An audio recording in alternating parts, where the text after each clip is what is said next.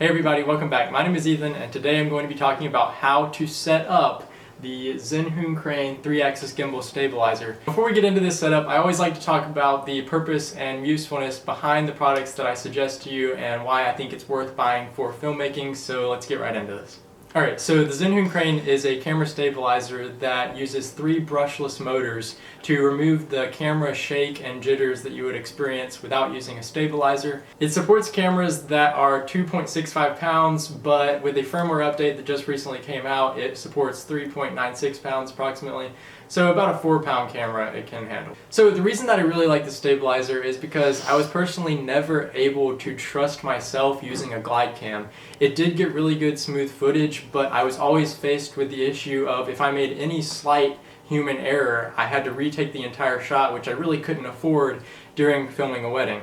With the 3-axis gimbal stabilizer, I don't have this problem at all, and I'm able to really rely on it, and I can hand it off to anybody, and it's very easy to use. The stabilizer has a relatively quick setup time, and when you attach a quick release plate to it, which I haven't ordered yet, it makes it much quicker. When I first got this stabilizer, it probably took me about 2 hours to really get a grasp on how to stabilize it and how to get it working correctly so you don't over push any of the motors so they can't handle the weight that it's counteracting. But after a learning curve, I was perfectly fine, and after learning what I'm about to tell you about how to set it up, it shouldn't take you more than 30 minutes to get this thing up and running. So let's get right into how to actually set this thing up.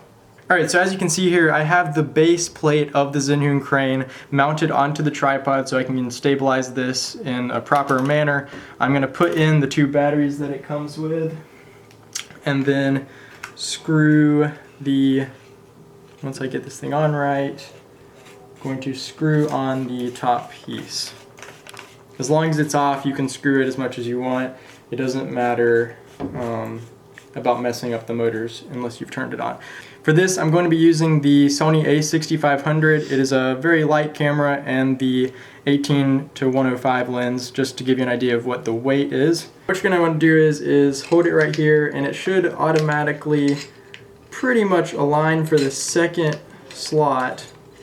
So you're going to want to screw that on, and what you do is you let go of the system and see what it does. So as you can see, it's leaning way too much this way right now. So I'm going to come over here and adjust this balance this way in order to balance it properly before we even turn on the device. Alright, so it's still not there. Keep going. It's getting there. And as you can see, it's balanced that way properly. And now we're going to need to go on the base plate, because as you can see, it's leaning forward way too much now, so the balance is too much this way. And we need to unscrew this and move it backwards on the base.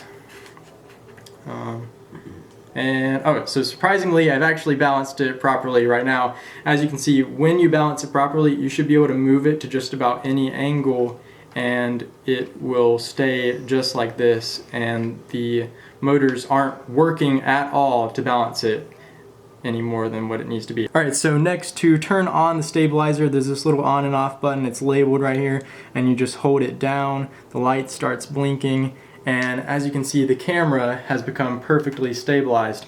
You can move it with this adjustment knob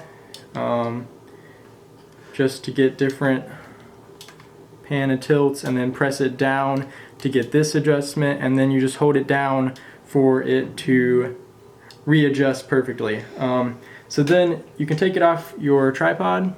I can make any movement just about, and I am still able to get a perfectly stabilized shot. And I'm actually going to go ahead and turn on the camera and switch it to video mode and record a short segment of using this camera. Alright guys, so I'm actually going to do a little bit of a test. I've turned on the camera, and I'm going to show you what we're working with right now, because I haven't really got my whole production going on yet, but we do have Blake Amick on light management right here, Alyssa on video, and Adam's just checking out what we're doing. Until I get ready to really start recording professionally, I guess this is going to be our little production crew. It's pretty pathetic, but the stabilizer works very well. As you can see, I am still extremely steady and smooth no matter what movements I make. Alright guys, thank you so much for watching this video, and I hope it helped you get an idea of how to set up the Zhiyun Crane 3-axis gimbal stabilizer. Also, I've left links in the description if you want to check this thing out on Amazon as far as exactly the product I ordered and from the right manufacturer, just to make sure you're looking at the right one. Alright guys, so I will see you in the next video, and thank you for watching.